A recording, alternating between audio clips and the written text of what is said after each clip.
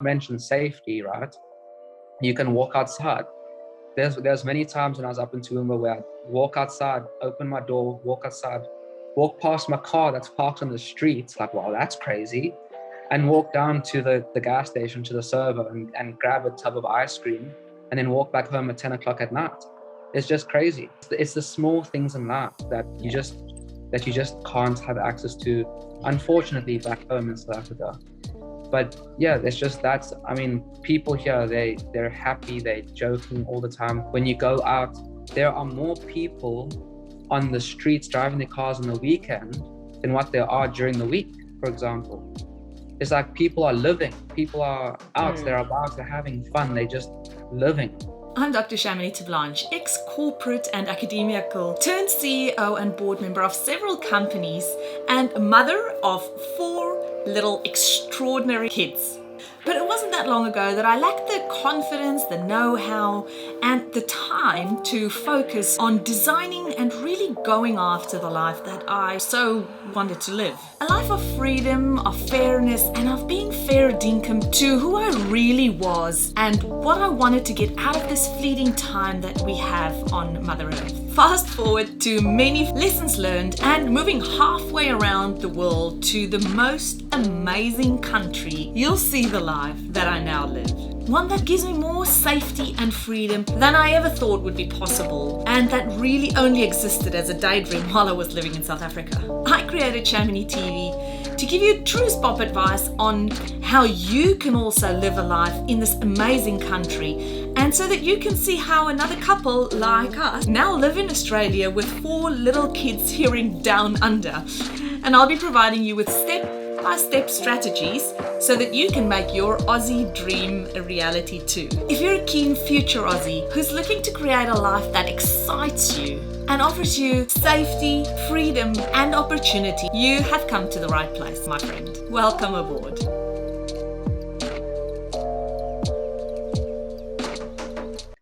Before we continue with the episode, I just quickly wanted to jump in here to let you know that Migration Made Easy, which is our signature online course, will be opening its doors very soon again. If you are serious about making your way over to Australia as soon as possible and you want to become a part of the best community on the internet, you want to make sure that you are on our waitlist. www.shaminitv.com.au/waitlist. And we will teach you everything that you need to know in order to maximize your chances to make it to this amazing country as soon as possible. All right, let's jump into the episode. Hi, Joel. How are you? Welcome all the way from the Gold Coast. How are you going? Hi, I'm good, thanks. How are you doing? I am good, thank you. And please tell us, how long have you been calling Australia? I want to say home. Is it home yet for you? Yeah, been here for about 2.5 years now. So I do call it home now. So yeah. That's good. It's been an adjustment, but it's good. Yeah. So how did you come to Australia the first time around? What made you decide to come to Australia? Let's start with that. Okay, what made me decide to come to Australia? So when I was still in South Africa, I was finishing off my degree there, and I was with my ex at the time, and just the direction in which the country was going, I thought, I'm not going to be able to get much of a job after I graduate, and there's not much of a point staying here. Like, every week we would lose thousands of rands worth of food in the fridges because of Eskom switching off the power and stuff. It just became kind of ridiculous. So I started 2 years prior to moving, researching countries to move to. And then after those 2 years, I discovered, hey, Australia's, in my opinion, the best country in the world. And so I started researching the visas and whatnot and how to get there.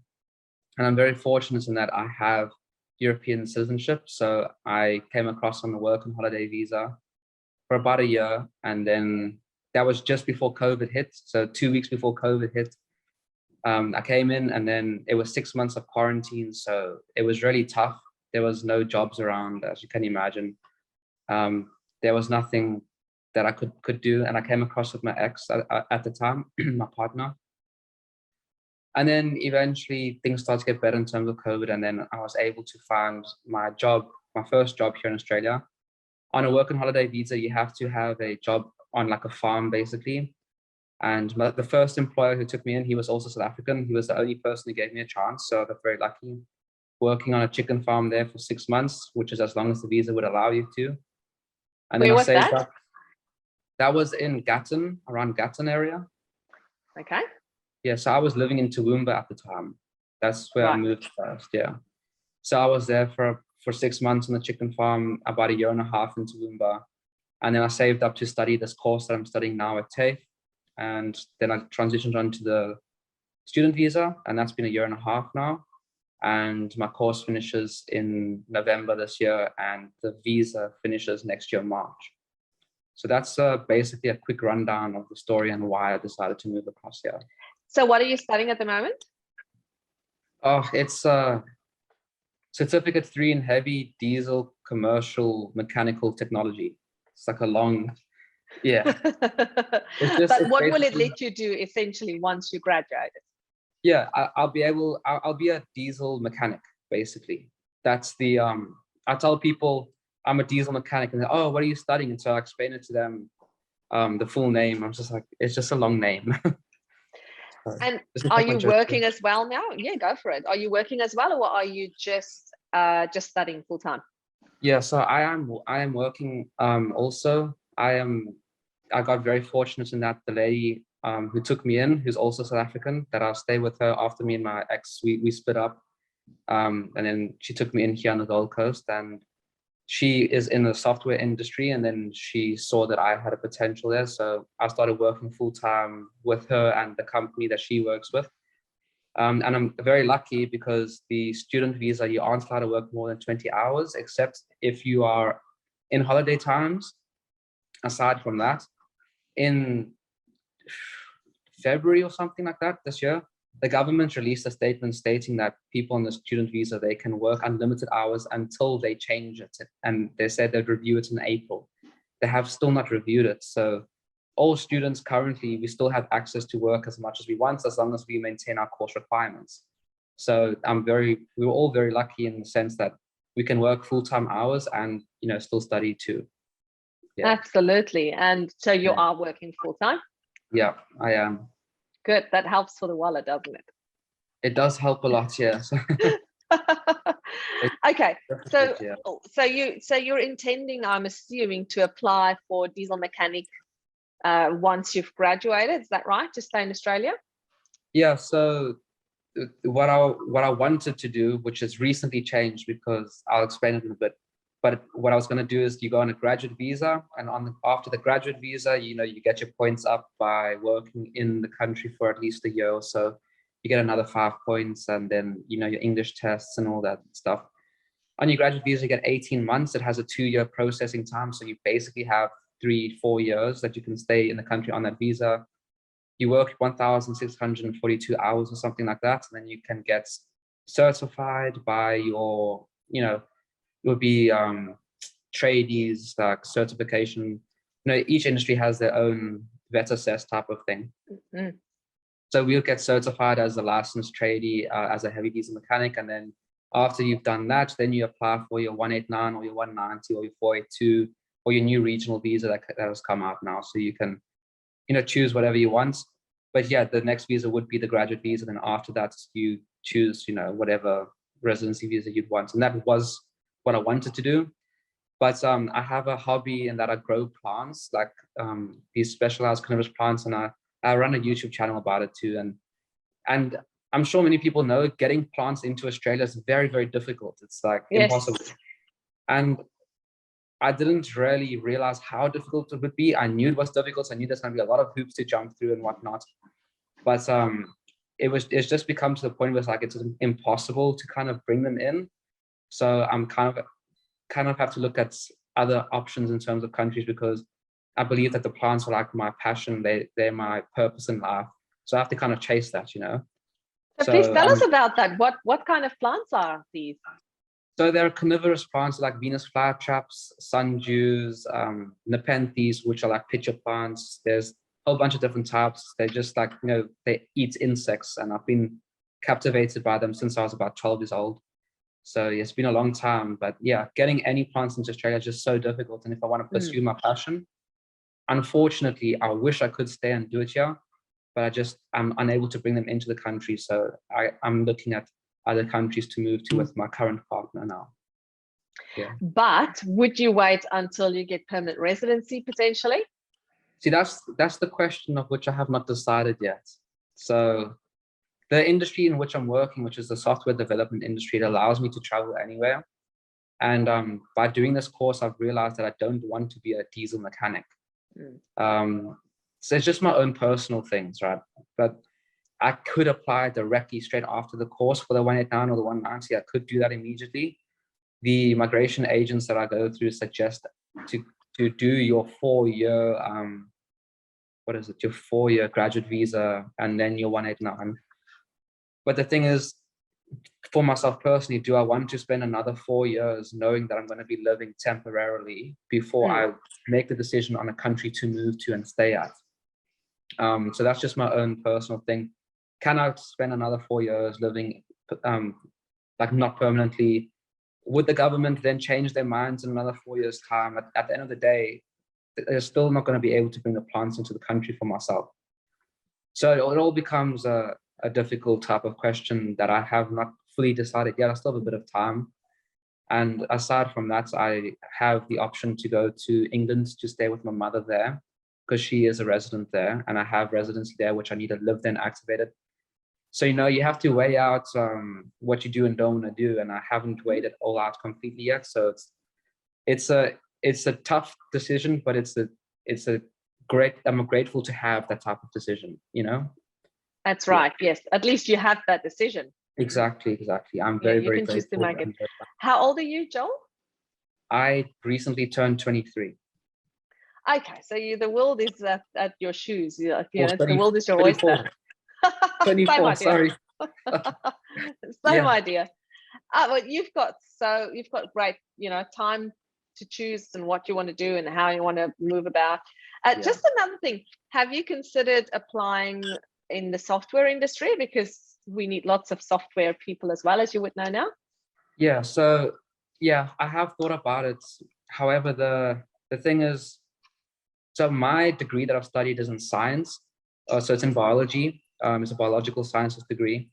And in order to use my current occupation towards the 189 or the 190, you have to have tertiary education in that field, which I don't have, right? So I have a tertiary degree, but it's not in IT. And I work in IT, but I don't have a tertiary education in it. And what I'm studying is not going towards something that I want to do. So it's kind of like a mismatch. But yeah, that is an option that I could definitely look at. But as I explained earlier, I'm not really pursuing that too much, but that is an option that I could definitely look at. I'll definitely take a better look at the 189 towards the end of the year, looking at just going directly for residency, just going for it. It all depends on if I've saved up enough money, because as we know, it's about $6,000 for the residency visa. And then there's $2,000 for the health checks and all that. And then $200, $500 for the PTE and all the other things that come along with it. So it adds up. And then at the end of the day, like if I'm no longer going to stay here, should I, spend $6,000 on getting the visa, or should I use that money towards starting a new life for myself and my partner somewhere else? So it becomes a question like that. Have you been able to get some of the plants into Australia that you wanted to get in, and which ones are the ones, like, give us an idea of, I know why you can't bring them in, but please explain to our viewers why you can't bring them in, and then which ones have you been able to get in and why more of those and not others? All right, so the ones that I have brought in, they are sundews mainly, and sarracenias, and there's some nepenthes. Essentially, you don't have to know the scientific names, what I'm going to explain to you. Basically, I brought them in via seeds. And if you go into the website, it's called bicon.gov.au. They list out there all the requirements you have to follow, all the paperwork you need, what you have to do to show to them and everything. Essentially, you have to show your seeds in clear plastic envelopes, like Ziploc bags, free from debris, any rubbish inside of it, so that they can clearly see the seeds and they can inspect it. Has to be labeled, and you have to have an invoice from the company where you buy the seeds from, so that they're accurately identified, and then they have to obviously be clean and whatnot. And then if you follow all of those procedures, and they have a list on the website of plants you can bring in, plants you can't bring in, and if they're permitted, then you obviously go to customs and say, I have the seeds, because if you don't do that, you'll get fined. If you declare everything and they turn out that you can't bring them in, at least you're still safe.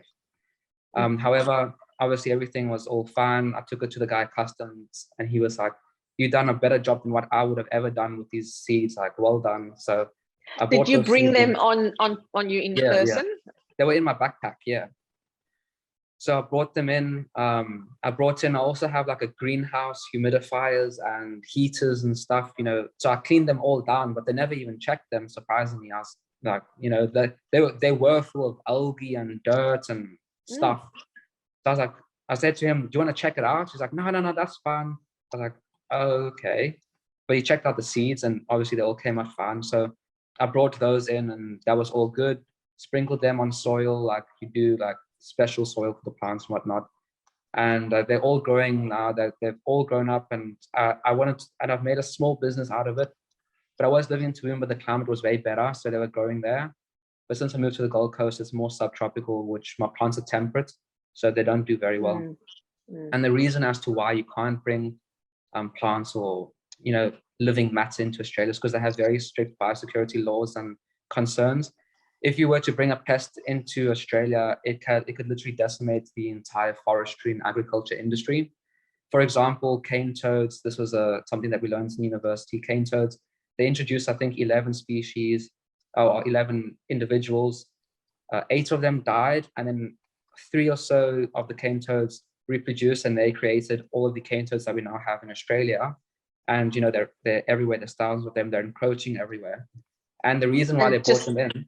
Yeah, just want to say for the viewers, the cane toads are a massive pest in Australia, and they pretty much kill anything that eats them. So it's not like the cane toad go and eat stuff, like they do that too. But whatever, like if a snake eats the cane toad, the snake dies immediately. Yeah.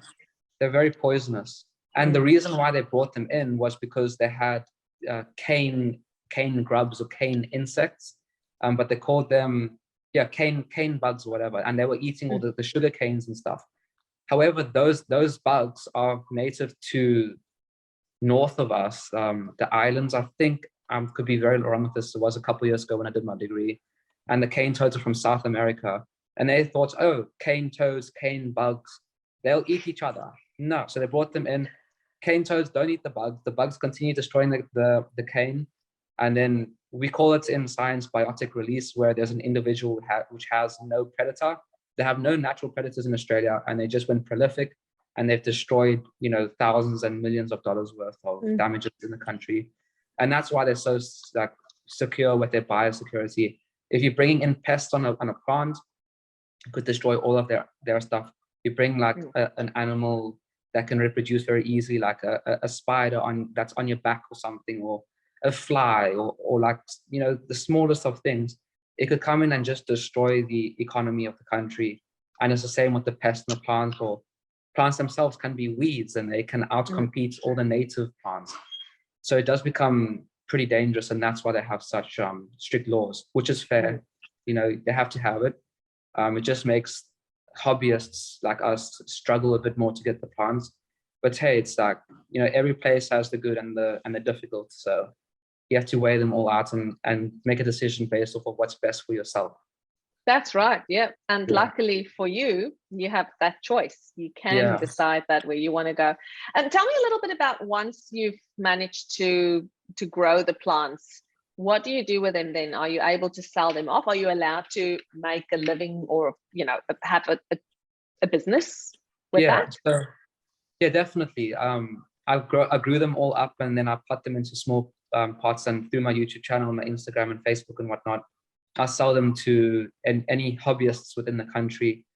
And yeah, you can definitely, it doesn't have to be just plants. If you have a small business, you can definitely make it work, especially in Australia, where it's a strong economy, you know, so people are definitely willing to buy and do things like that. And you can definitely make a living out of it. It's just in my case specifically, for some reason, so Australia has the most variety of cannabis plants in the world. It has the greatest diversity of them. There's no continent that has any more than Australia. but there are very, very few hobbyists within Australia, I find. It's quite sad because there's so many natural like plants native here. Yeah. There's very, very few growers. So the majority of growers are in the USA and Europe. And to find Australian native plants, I can't find anyone within Australia to sell them. If I want to buy an Australian native cannabis plant, I have to get it from Europe or the USA, as strange as that is. And that's why another reason as to why I say, hey, well, if I want to open a business out of these plants and whatnot, my target market is just unfortunately not in Australia. So that's just troublesome for myself. But yeah, you definitely are allowed to, you know, do whatever you want to do, open a small business, sell them off at the markets or on Facebook, earn an income or a living off of a small business, which could be a passion of your own. So there's no restrictions on, once you've grown the plant, what the type of plant is that gets distributed in Australia. It's just a matter of they might have an insect or a disease on them. Is that the concern when you bring the seeds in, is about the diseases? Yeah, if it's cleared by customs and biosecurity and it comes in, then it's all good, as long as it's a permitted species. But that all of that stuff is checked out before it's even allowed through the border. If it's allowed in and it's clean, you're all good. It's just selling them between states. You can't sell like into the Northern Territory or WA or Tassie and South Australia because they have their own separate biosecurity laws. Even the truck drivers, if they eat a banana and they're going between WA and, you know, South Australia, they have to declare it and they have to throw all of their stuff away before they can cross the borders. So in terms of specifically for plants, I can only sell them within Queensland, Vic and New South Wales, because if you send it to other places, they just can't go in because you have to do those checks all over again. So it's very restrictive in that sense. But that's specifically the nature of the beast, and the beast being growing plants. Yeah. And do you send them as little plants? How do you post them? Like, how do you send them from the one spot to the other? So I have the option for people, they can buy it either potted or bare roots. It's better to send a bare roots because it's cheaper in terms of postage cost. But I take the plants out of the pots. I take the soil off and I put it in a paper towel. I wrap it up, make sure the paper towel is, you know, has water on it so it stays moist for the transit. Put that in a Ziploc type of bag or just a plastic bag, tie it up so that it stays humid. Put that inside of a normal box, rigid box. Put off the newspaper around it so it has padding so it doesn't stick around. And that's literally it. And then when you receive it, you're very excited because you got a plant. You open it up and you take it out and you pot it up and immediately. Yeah. How long can it stay like that for before you need to plant it? Generally 2 weeks. It can stay in a box form. It can go up to about a month, but if it's been in transit for a month, it's very unhealthy. So you'll have to nurture it much more. But generally, like, our postage is so quick. Sometimes if I send to New South Wales to stay within a day, the most it's ever taken is 3 days. So express post, $12.30, so quick. Yeah, that's right. How wonderful is that? Yeah, it's amazing. Wow, how interesting. Okay, so you're studying diesel mechanic. You initially studied Bachelor of Science, and now you're working in IT, and you're hobbyist of growing plants, cannabis plants. What an interesting life. Yeah, very weird. Well, I won't say weird. It's good. It's like you have a diversity of things, and you know, I like that you're following your passion. That's the most important thing, and that's what life should be about. It shouldn't be about what, well, in my view, it shouldn't be about what pays the most. It should be what brings you the most joy in life, and often that goes along with money. But what you need to look out first and foremost is your safety as a person. Exactly. And that's ticked if you're in Australia, or if you go to some other countries, you can definitely be safe elsewhere in the world as well. And then what your opportunities will be for you in terms of pursuing that passion. But you have the world at your feet. So that's great. How exciting. So which countries are you considering? The UK was one of them. What are the other ones? Yeah, so me and my partner, we were looking at the USA, but the USA visas are very, very tricky because to go there, to get a green card, you have to have a job offer by companies willing to sponsor. Other than that, it's, you know, the typical routes of marriage, or investment, which is it's now like $1 million US dollars for an investment there. They've increased it from 500,000 minimum. So like obviously that's out of the question. And then there's the diversity visa, which anyone can apply for in October for the USA. And it's open for about a week, and then they let you know the next year in March or May or so. If you're successful, then the following year you get your green card to go in. And then there's 2 other options, but they're like refugee visas and whatnot. But those are the only options that you get. So the USA is proving quite difficult for us. It was the best option because my partner has family there. Not direct family, like uncles and aunts and whatnot. So yeah, trying to get that visa there is quite tough. And my target market is there. They have the greatest amounts of different plants available. But other than that, we're going to start looking at Europe and UK. We've been focusing on looking into the US first, and it's all coming back like 1 step forward, 2 steps back. So we're starting to look now into Europe and the UK. But I've never been a fan of Europe or UK. I really like good weather and lots of space. I like to have a nice big garden.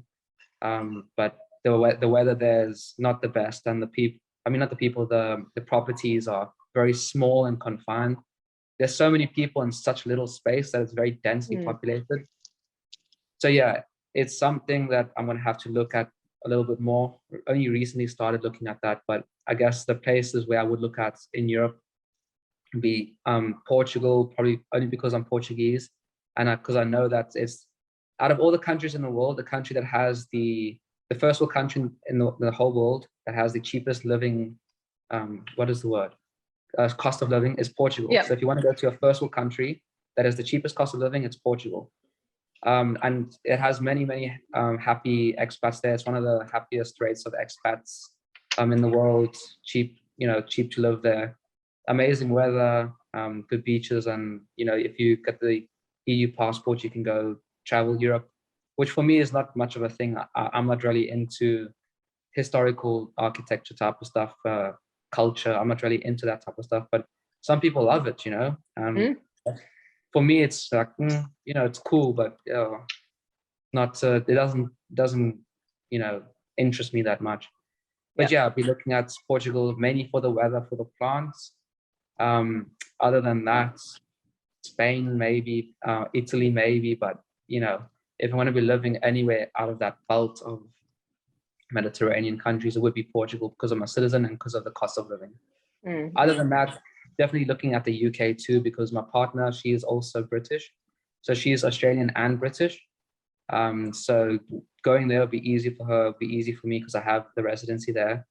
But then I'll have to just come to terms with the fact that the weather will be terrible and that there will be very little space to live in. And I have lived in the UK for 2 months and I worked there for 2 months in the past. And I don't know, it's just quite, in my experience and from what I've seen, it's quite miserable.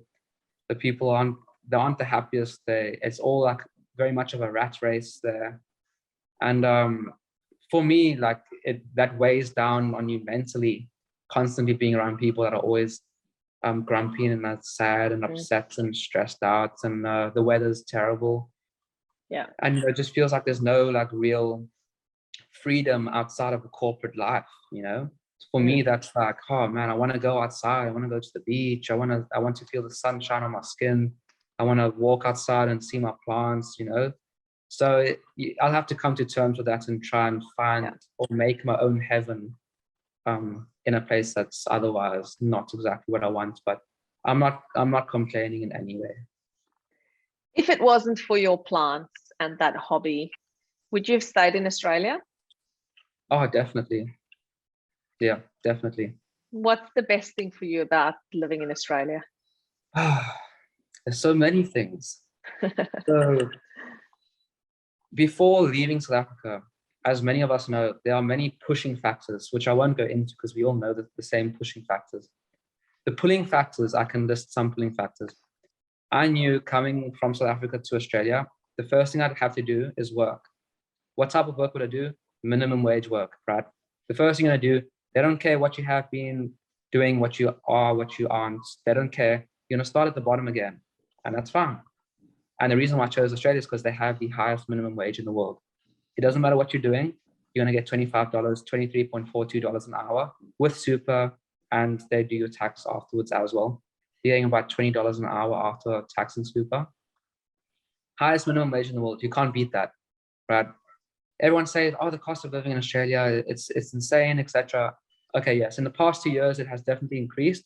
However, when I was doing my years of research prior, Australia had, Southeast Queensland specifically, had one of the most affordable costs of living in the world. Housing prices have now doubled. That's something that, no one could have foreseen because of the COVID virus. But when I was still researching it, cost of housing was very, very cheap. $300,000, you could get a nice 2-3 bedroom house, somewhere slightly regional, like just off the Gold Coast, for example, or in Toowoomba, $400,000 get you a 3-bedroom house or something like that. Now it's obviously doubled. So has rent doubled, and the price of food has all gone up. But yeah, back then, cost of living was really good. You're getting amazing wage. Let's not mention safety, right? You can walk outside. There's many times when I was up in Toowoomba where I'd walk outside, open my door, walk outside, walk past my car that's parked on the street. It's like, wow, that's crazy. And walk down to the gas station, to the server, and grab a tub of ice cream, and then walk back home at 10 o'clock at night. It's just crazy. And then I remember when I first moved into the house, there was no fence outside. It was just the road. Park the car on the street. You look at the house and there's the door. You just walk right up to the door. There was no fence. They eventually put a little fence in, but all it was like a little latch. You just open and close it. That was insane for me. That blew my mind. But besides that, there's just the amount of, there's so much stuff that you can get. Like Bunnings, it has so much stuff. There's so much accessibility to things, things that make your life easier, things that makes your life funner, and so much more to do too. I mean, going outside, going to a picnic, like at dawn, for example. I've been on Mount Tamborine watching the sunset. You can't do that. It's like in South Africa, there's like hundreds of people sitting all around us, all having picnics.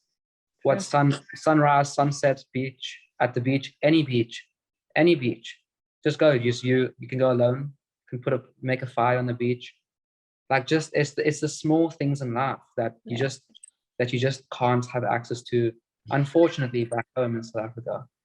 But yeah, it's just I mean, people here, they're happy, they're joking all the time. You can have a small conversation with almost anyone that you see. Just have a small conversation, make a quick little joke. They're very open to chatting. And another thing is that people aren't like oppressed in the sense that they're struggling. Back in South Africa, everyone's fighting, everyone's struggling. Here, everyone's very relaxed, very open, very free. You can see that. And when you go out, there are more people on the streets driving their cars on the weekend than what there are during the week, for example. It's like people are living. People are out, they're about, they're having fun, they're just living. And that's very, very different as well. It's there's just so much that I found. The food is fresher from the supermarket. The food is way fresher. Yeah, the fruits and veg, because a lot of it is locally sourced and grown. So when I first got it, I was like, oh, this tastes fresh. This tastes so much fresher. I mean, electricity. Right? Yes, something we take for granted in Australia. Exactly. Water. I have water here. Even the cost of living here, even though it has increased, it's still cheaper than South Africa.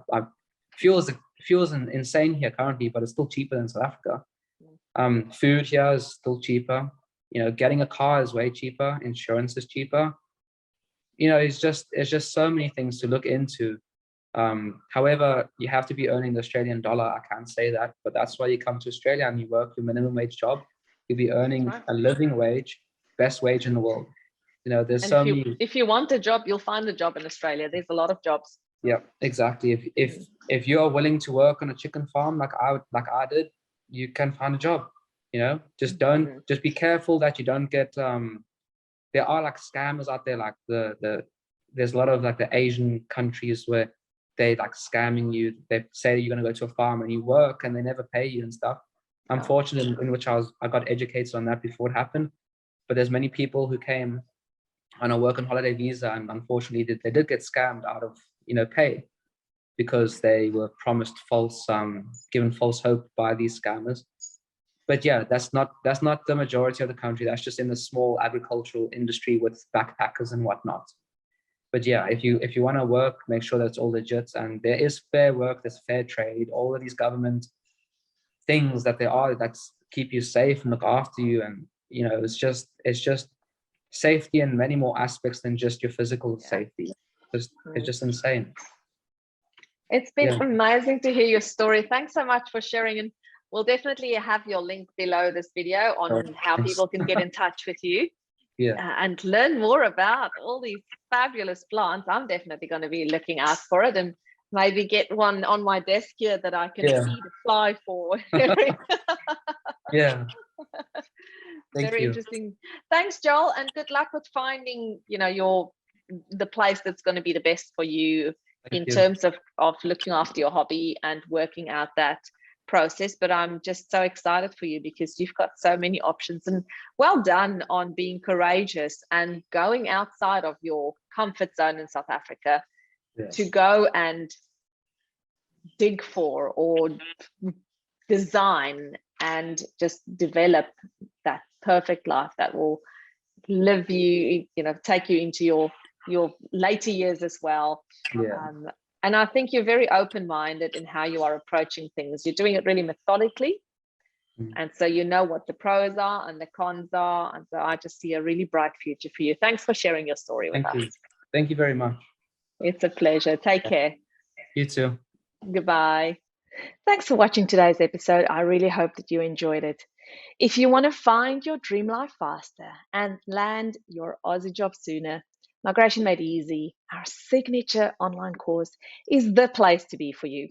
Hop onto showmanytv.com.au/waitlist to make sure that you know when our doors do open the next time. Thanks for coming back each week, and I hope you hit the subscribe button so that you are notified whenever we have a new episode. All right, my friend, I'll see you in the next one. Goodbye. All right, so thank you so much for joining me today. If you had fun, please remember to hit that subscribe button, and then it'll make sure that you never miss a thing. I'll see you same time and same place next week. Bye for now.